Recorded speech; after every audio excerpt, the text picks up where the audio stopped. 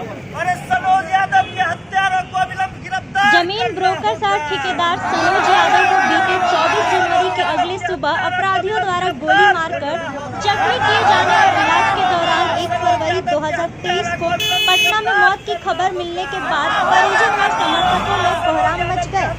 उसके बाद से समर्थकों व स्थानीय दुकानदारों ने अपराधियों के खिलाफ व पुलिस की कार्यशैली पर प्रश्नवाचक चिन्ह लगाते हुए रिफ्यूजी कॉलोनी चौक की सभी दुकानदार स्वेच्छा से बंद कर इंसाफ की गुहार लगा रहे हैं। बताते चले कि 24 जनवरी के अगले सुबह सदर थाना के रिफ्यूजी कॉलोनी चौक के सुभाष चौक के करीब मंदिर परिसर में झाड़ू देने के दौरान अज्ञात अपराधियों ने सनोज यादव पर 3 गोलियों की बौछार कर फरार हो गए। घटना के फौरन बाद परिजन व स्थानीय लोगों के सहयोग से इलाज के लिए गांधी पथ स्थित नर्सिंग होम में भर्ती करवाया गया था, जहां डॉक्टरों ने जख्मी की हालत नाजुक देखते हुए बेहतर इलाज के लिए PMCH रेफर कर दिया, जहां इलाज के दौरान बीते 1 फरवरी को मौत हो गई। उसके बाद से समर्थकों और स्थानीय दुकानदारों ने पुलिस प्रशासन के खिलाफ सुभाष चौक पर इंसाफ के लिए धरना प्रदर्शन करने में जुटे हैं। स्थानीय लोगों व दुकानदारों का कहना है कि सनोज यादव हम लोगों के लिए सुरक्षा कवच था। हमारे दुख सुख में वो इंसान हर वक्त मुस्तैद रहता था। इस बाजार में बुरी नजर रखने वाले अपराधियों से बचाता था। ऐसे नेक इंसान की हत्या से हम लोग मर्माहत हैं और सनोज को इंसाफ मिले। साथ ही हम दुकानदारों को जिला प्रशासन के द्वारा सुरक्षा मुहैया करवाया जाए। जिला प्रशासन से इंसाफ की गुहार लगाने के लिए धरना पर बैठे हैं। जब तक हम दुकानदारों की सुरक्षा का पुख्ता इंतजाम नहीं होती है, तब तक हम सभी दुकानदार दुकान बंद कर अनिश्चितकालीन धरना प्रदर्शन करते रहेंगे। हालांकि जाप के प्रमुख राजेश रंजन पप्पू यादव धरना स्थल पर पहुंचकर इस हत्या का विरोध करते हुए सरकार व सिस्टम की लापरवाही बताते हुए जमीन माफिया और प्रशासन के गठजोड़ का नतीजा है सनोज यादव की हत्या।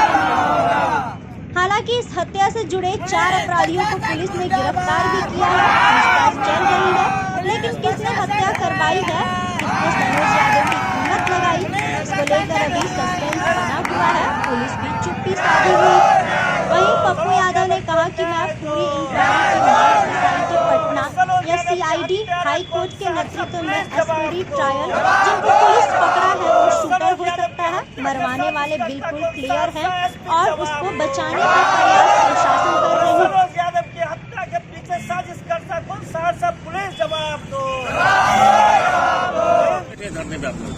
अरे हम लोग यहाँ बैठे हैं, ये सनोज यादव का जो हत्या हो गया, ये हमारे इस बाजार का सुरक्षा कवच था।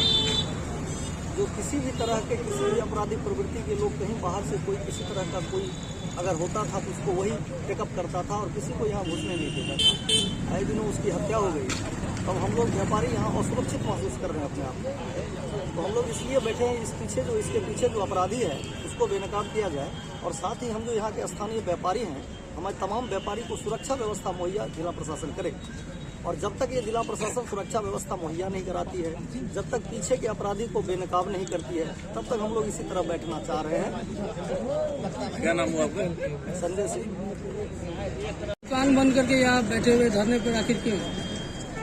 हम लोग इस रिफ्यूजी कॉलोनी चौक के सभी व्यवसायी विगत दिनों हत्या हुई सनोज यादव की, जो एक व्यवसायी के साथ साथ ठेकेदार भी थे, वो हम सबों के लिए एक गार्जियन के रूप में हम सबों का इस चौक पे जितने भी व्यवसायी हैं सबके लिए एक कवच के जैसे रहते थे।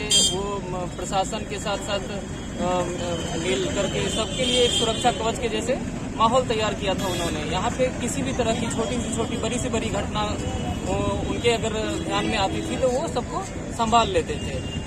जब उनकी हत्या हो गई है तो हम लोगों के पास हम लोगों को ऐसा लग रहा है जो हम लोगों ने अपना एक गार्जियन को खो दिया है। आज के डेट में हम लोगों के मन में भय व्याप्त है कि आज के डेट में किसी भी तरह की घटना होगी तो अब हम लोगों को कैसे उसको संभाल पाएंगे, क्योंकि प्रशासन से हम लोगों को पहले भी कोई उम्मीद नहीं थी और आज के डेट में भी किसी तरह की उम्मीद नहीं दिख रही है, क्योंकि प्रशासन ने जिस तरह का रवैया अपनाया है इस केस में हम लोग एकदम बेसहारा अपने आप को महसूस कर रहे हैं। जब तक कि प्रशासन की तरफ से कोई भी हम लोगों को आश्वासन नहीं दिया जाता, इस चौक पे पुलिस पिकेट की स्थापना नहीं की जाती है, जो इस घटना के पीछे में मुख्य अपराधी हैं उनको बेनकाब नहीं किया जाता है। हम लोग इसी तरह से इस चौक पे अपने अपने प्रतिष्ठान को बंद करके अनिश्चितकालीन के लिए बैठे रहेंगे। क्या नाम है आपका? मेरा नाम गगन आनंद है और हम भाई थे, सब लोग चाचा लोग थे, सब इतना बड़े बड़े सहरसा के जमीन के कारोबारी सब मिल के मरवाए।